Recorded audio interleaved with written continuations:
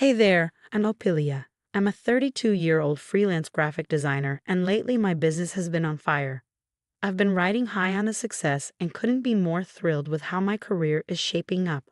Or so I thought. I've been married to Eric for 5 years now. He's a charming real estate agent, always saying the right thing. We met at a friend's barbecue, and sparks flew from the start. His family welcomed me with open arms, especially his dad, George. I thought I'd hit the in-law jackpot. Opilia, darling, you're the daughter I never had, George would say, patting my hand at family dinners.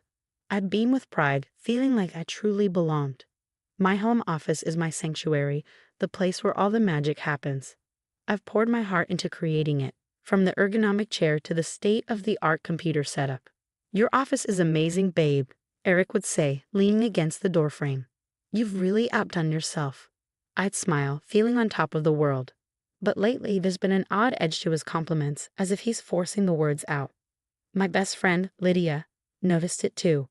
Over coffee last week, she asked, "Is everything okay with Eric? He seemed a bit off at your birthday party." I shrugged it off, saying, "Oh, he's just stressed about work, you know how it is." But truthfully, I noticed things too.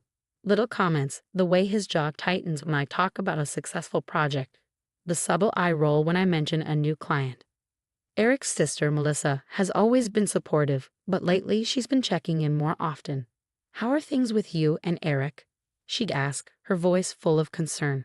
I'd assure her everything was fine, but deep down, I was starting to wonder. Then there's George. He's always been a bit intense, but recently, I've caught him watching me with a calculating look. "You know, Pilia," he said at our last family dinner, "it's admirable how you've built your business.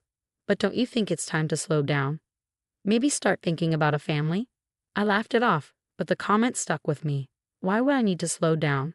My business is thriving, and Eric and I had agreed we weren't ready for kids yet, or at least I thought we had. As I sit here in my office, staring at the screen, I can't shake the feeling that something's not right.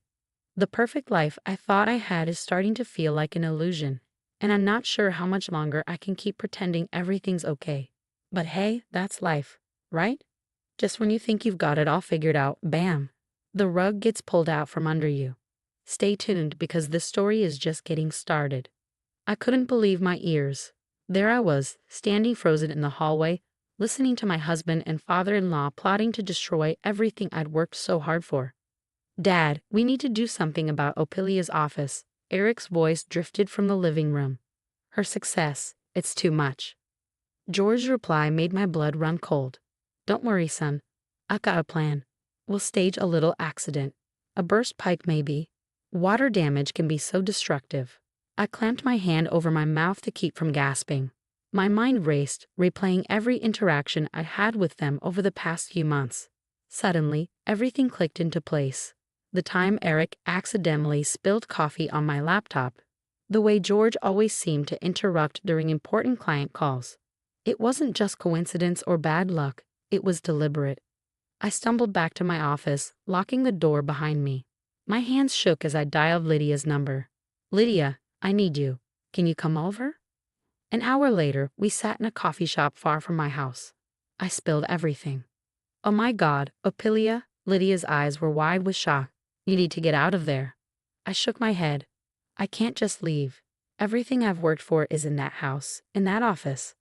"Then you need to gather evidence," Lydia said firmly. "You can't let them get away with this." She was right, of course. But the thought of going back, of pretending everything was normal, made me sick to my stomach. "Remember last Christmas?" I said, my voice barely above a whisper, when Eric told everyone at dinner that I was thinking of quitting freelancing to start a family. Lydia nodded. "I remember." "I never said that. He just made it up." And when I confronted him later, he said he was just helping me save face because my business was struggling. "But your business was doing great," Lydia frowned. "Exactly. It's like he's been trying to undermine me all along. I didn't want to see it." Lydia reached across the table, squeezing my hand. "Listen, my cousin Sarah is a detective. Let me give her a call. She might be able to help." An hour later, Detective Sarah Chen joined us. Her no-nonsense attitude was exactly what I needed. "Opilia, what they're planning is a crime," Sarah said, her dark eyes serious. But we need solid evidence. Are you willing to play along for a bit to get that evidence? I took a deep breath. The thought of going back, of pretending everything was fine, made my skin crawl. But what choice did I have? I'll do it, I said, my voice steadier than I felt. I'll get the evidence we need. Sarah nodded approvingly. Good. We'll set up hidden cameras and voice recorders. But be careful. Don't confront them until we have everything. As I left the coffee shop, my mind was spinning. How had my life turned into this nightmare? Beneath the fear and betrayal, though, I felt something stronger. Determination. They thought they could break me and destroy everything I'd built. Well, they had another thing coming. I straightened my shoulders and headed home. It was time to turn the tables on Eric and George. If they wanted to play games, fine, but they were about to find out that I played to win. The next few weeks were like living in a spy movie. Detective Sarah hooked me up with high-tech gear, tiny cameras and voice recorders I strategically placed around the house. My home office turned into a surveillance hub, and I felt like a secret agent every time I walked in. Hey babe, working late again? Eric would ask, his voice dripping with fake concern. I'd smile sweetly. Just wrapping up a project. Don't wait up. Little did he know I was combing through hours of footage and audio, piecing together their sinister plan. And as it turned out, I uncovered far more than I bargained for. One night, I overheard a phone call that made my stomach twist. Jessica, baby, I'll see you tomorrow. Apilia thinks I'm at a client meeting. My husband was cheating on me with Jessica, his perky blonde coworker. I wanted to scream, to confront him right then and there, but I knew I had to keep my cool. This was just another piece of evidence in the growing case against him. As I dug deeper, I stumbled upon something even more shocking. George, my oh-so-perfect father-in-law, had a hidden past of fraud and tax evasion. I found old documents and emails pointing to a tangled web of financial deceit that made my head spin. I worked tirelessly, backing up all my files and moving my most valuable equipment to a storage unit. There was no way I was letting them destroy my livelihood. But keeping up the act was taking a toll. Eric began giving me suspicious looks, probably wondering why I wasn't panicking about my so-called upcoming accident. You seem different lately, he remarked one morning over breakfast, his eyes narrowing. I shrugged, trying to stay casual. Just focused on work. You know how it is. I needed an ally, someone on the inside. That's when I turned to Melissa, Eric's sister. I'd always liked her, and I had a gut feeling she wasn't on board with her family's toxic behavior. We met at a cafe, far from prying eyes. Melissa, I need to tell you something, and it's going to sound crazy. I told her everything, the plot, the affair, George's shady past. To my relief, Melissa believed me. I always knew Dad was manipulative, but this, she shook her head, clearly disturbed. I'm so sorry, Apilia. What can I do to help? Together, we formulated a plan. Melissa would play dumb, feeding me information from family gatherings I conveniently couldn't attend. The night before the planned accident, I was a bundle of nerves. I triple-checked the cameras and recorders, making sure everything was in place. You okay, hun? Eric asked, his hand on my shoulder, sending a wave of revulsion through me. You seem tense. I forced a smile. Just a big deadline tomorrow. I'm going to turn in early. As I lay in bed, pretending to sleep, I heard Eric moving around downstairs, probably setting up for tomorrow's flood. Little did he know, I had a few surprises of my own planned.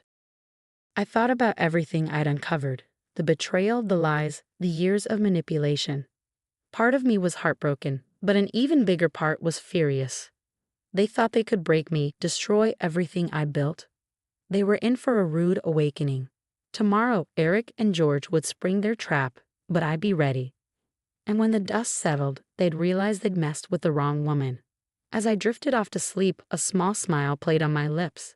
Tomorrow was going to be one hell of a day. I woke up early, my heart pounding. Today was the day. I heard Eric leave for work, or so he thought. I knew he and George would be back soon to execute their plan. Sure enough, an hour later, I heard them enter the house. I stayed in my bedroom, watching the live feed from the hidden cameras on my laptop. They were in my office, fiddling with the pipes under the sink. Oops, George said, his voice dripping with mock concern as water started gushing out. Looks like we have a problem here. I waited until the water was ankle deep before making my move. I stormed into the office, feigning shock. What the hell is going on here? Eric spun around, his face a mask of fox worry. Ophelia, thank God you're here. The pipe just burst. I crossed my arms. Cut the crap, Eric. I know exactly what you're doing. Their faces fell as I pulled out my phone, playing the video of them plotting the entire scheme. You've been spying on us? Eric stammered. No, I've been protecting myself from your sick games, I snapped back. George stepped forward, trying to calm the situation. Now, Ophelia, let's not overreact. Overreact? I laughed bitterly. You mean like planning to destroy someone's career? Or maybe cheating on your wife, Eric? Eric's face went pale. I don't know what you're talking about. Save it. I know about Jessica. Just then, Melissa burst in, clutching a folder. I've got it, Ophelia. George's eyes widened. Melissa, what are you doing here? She glared at her father. Doing the right thing for once. Here's all the evidence of your fraudulent business practices, Dad.